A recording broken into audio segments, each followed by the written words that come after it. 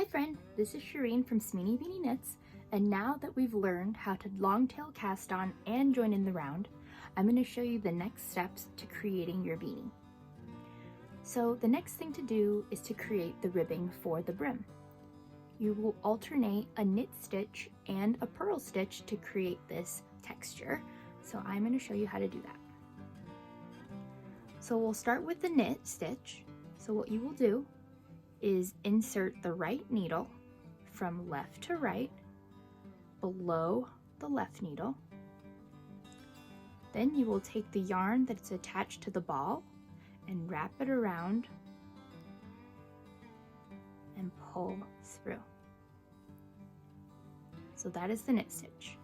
Now since we're doing a K1, P1 alternating rib, what we will do for the purl stitch is bring the yarn to the front, insert the needle from right to left, above the left needle, wrap the yarn around,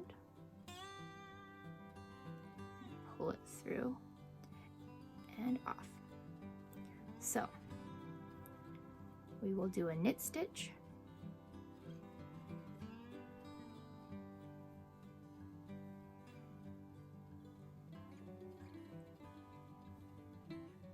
bring the yarn to the front. Now we'll do a purl stitch.